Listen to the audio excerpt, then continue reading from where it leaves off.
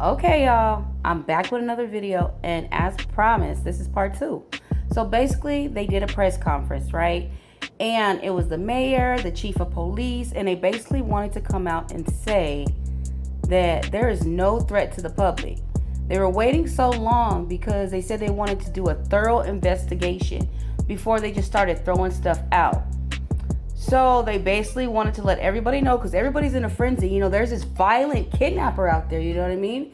Grabbing women off the side of the highway, you know what I mean? And they're using children to lure you in. But the chief of police and the mayor wanted everyone to know that there is no threat at all when it pertains to this particular case. Now, the chief of police went through the steps of what he believes Carlee did. Well, basically proof of what Carlee did before this disappearance. Now, first of all, the chief of police says that they have surveillance video. Okay, so this is not what someone said. They have a video of Carlee Russell concealing items from her job. A bathrobe, some toilet paper, and some other items. So concealing basically is stealing. So she didn't pay for it. She stole that stuff and some other items. They said she also bought some food, and then she went to Target, got her some granola bars and some Cheez-Its.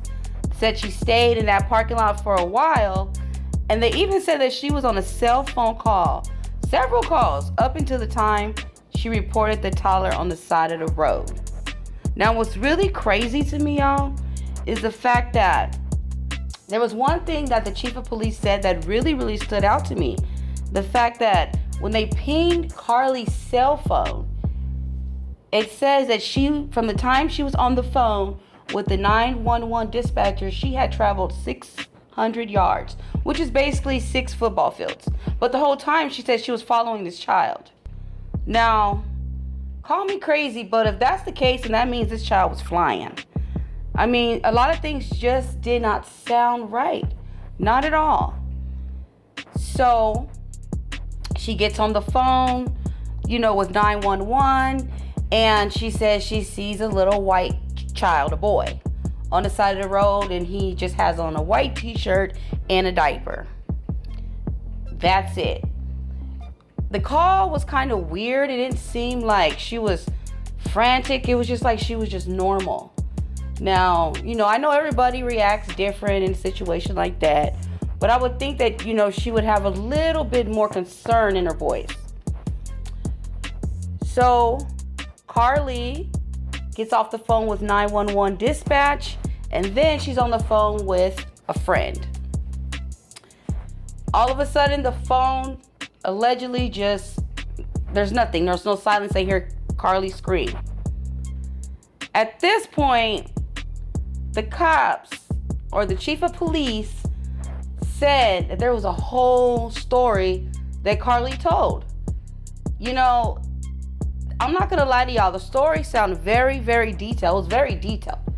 So basically, Carlee said that the toddler was on the side of the road. She got out to go see the toddler, and there was a man who jumps out that says he was checking on the toddler as well. Grabs Carlee, throws her, and puts her in some kind of vehicle. So basically what happens is they take her to a location. The woman feeds her cheese, or maybe it's the Cheez-Its or something. It's just, the whole story just sounded crazy. But what was really weird is that the fact of the matter is, when the detective or the chief of police was telling this story, he was very detailed. It was like she said that, at one point she got away, and then they got her, they captured her again, and they took pictures of her. It was just so weird. A lot of stuff just didn't sound right. However, there has been no other reports. This is the thing that's really getting me. There's no other reports from anyone else about a toddler on the side of a road. You would think that if there was a toddler on the side of the road, there would be more than one call. Especially when you look at the picture of the road and it's sort of busy. It's sort of busy.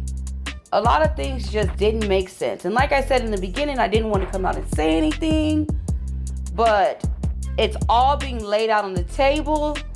I don't know about y'all, but they also, oh my goodness, you guys, they came up with some searches on her phone, the phone that she had left at the scene, right along with her wig, and you guys would not believe what it is exactly that they found in that phone.